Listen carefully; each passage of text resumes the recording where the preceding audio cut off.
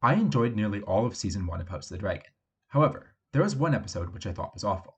In fact, I would go as far as to say it was nearly as bad as Season 8 of Game of Thrones. This episode, of course, was Episode 9, The Green Council. The entire premise of the first half of the episode is idiotic. After Viserys dies, Aegon is the heir. However, he is nowhere to be found, and is presumably drunk somewhere in Fleabottom. This kicks off a nearly 30-minute hunt for him, in which men loyal to Otto and Alicent respectively seek Aegon, so that either Alicent or Otto can talk to him first, and try to convince him to spare or kill Rhaenyra. The showrunners seem to think that Aegon is so impressionable that he will stick to whichever argument he hears first and will not be swayed by anything else he hears, which is obviously stupid. Furthermore, the events of the next episode make the entire conflict completely irrelevant. Then, the way they find him is also idiotic. Mysaria has Best secret him somewhere safe. which just so happens to be the Sept of Baelor, a very public place. Furthermore, if Aegon got hungry, or bored, or sobered up and felt like a drink, he would just wander out, and the whole plan would be for nothing. I genuinely have no clue why the showrunners thought this was a good idea. Why didn't they just have him holed up in some tavern room, with someone watching him to make sure he didn't leave? Furthermore, her demands are stupid as well. She wants Otto to shut down the fighting pits, since the Gold Cloaks take bribes to look the other way.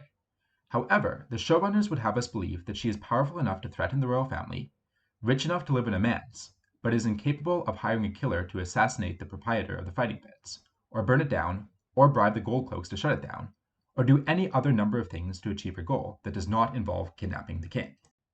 Additionally, she receives no guarantee that this will happen, other than Otto's words. The showrunners expect us to believe that she is this genius mastermind, but apparently she did not see Otto's betrayal coming. Even the dumbest criminal knows that if they take hostages, they need ironclad guarantees of their freedom and safety, not just a, give us what we want and we promise we won't arrest you, from the police. Of course, the stupidity of the episode does not end here. This brings us to the single dumbest part of the episode, Rhaenys' dramatic entry on the dragon. Now, everyone knows the usual criticism of the scene. Why didn't Rhaenys just kill Aegon? And believe me, we will discuss that. However, the stupidity of the scene starts a lot earlier.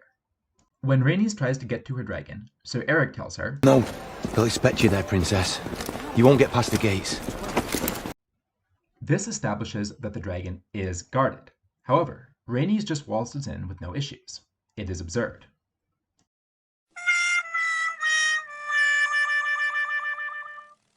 Storytelling works on if-then statements. As the audience, we need to understand how the world works and what will happen if something else happens. For example, in Star Wars, if someone gets hit by a lightsaber, then it will cut through them, leaving them killed or maimed. It would completely shatter a Star Wars story if Darth Vader hit Luke with his lightsaber and the lightsaber did nothing to Luke. House of the Dragon establishes that if Rhaenys tries to get melees, then she will be confronted by armed guards. However, as previously mentioned, this does not happen. Even if Eric didn't specifically mention this, it would still be stupid for her to be able to just walk in, as we expect the Greens to guard one of their most valuable military assets. However, House of the Dragon specifically establishes that Melees is being guarded, and then just kind of forgets about it when it's convenient. What is even worse is that this could have been overcome in a million different ways. For example, Rhaenys could have convinced Eric to help her get Melees, and Eric could have fought off the guards. He could have used the element of surprise, saying that Otto had sent him to reinforce them, and then when their backs were turned, he could have killed them. If the showrunners wanted the focus to be squarely on Rhaenys, so she could have her girl boss moment, you still could have had a scene where she gets through the guards herself, using deception or intimidation. For example, she could tell the guards that Rhaenyra is coming and Otto had ordered her to get on her dragon to fight her off. Or she could have intimidated the guards, using her royal status to get them to let her through. Instead, we get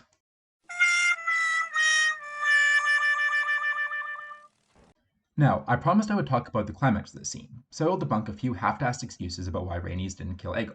First, kinslaying is a taboo in Westeros. Well, what do you think will happen in a civil war between the Targaryen family?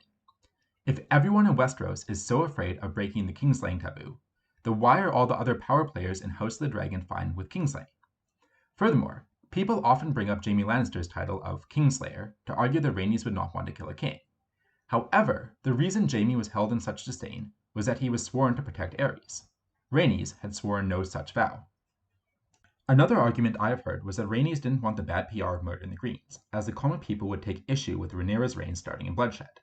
However, she had no problem massacring all the innocent people at the ceremony in order to make her grand entrance. You could make the argument that the nobles would have taken issue with her killing other nobles. However, Otto had just gone on a killing spree of Rhaenyra loyalists, which Rhaenys was aware of, and this would put them on equal footing. Rhaenys could even state that killing the Greens was revenge for the Purge. If she wanted to look merciful, she could even give them a chance to surrender before torturing them. The final argument I have heard is that Rhaenys wanted to consult with her husband, Corlys, before taking sides. People often cite Rhaenys' refusal to align herself with the Blacks in episode 10 as a reason for this. This is stupid both for in-universe and for thematic reasons. In-universe, the Valyrians have already aligned themselves with the Blacks, so they would not side with the Greens for moral reasons. The only reason they would remain neutral would be to avoid ending up on the losing side. However, torching the Greens all in one go would guarantee that they were on the winning side, and that they would be rewarded for winning the war. Thematically, Rhaenys had just had a scene with Alicent where she insulted her for being subservient for men. Yet, some would have us believe that right after this, Rhaenys threw away a once-in-a-lifetime opportunity because she did not have the approval of her husband to take this. While good spouses should consult with each other before making massive decisions, sometimes these decisions are time-sensitive, and people have to act. In conclusion, Episode 9, The Green Council, is dumber than you thought. The episode insults our intelligence at every step, gives us Season 8 levels of no consequences and no cause and effect, and is a black mark on what was otherwise an amazing season of television. If you enjoyed this video, please like and subscribe. Thank you.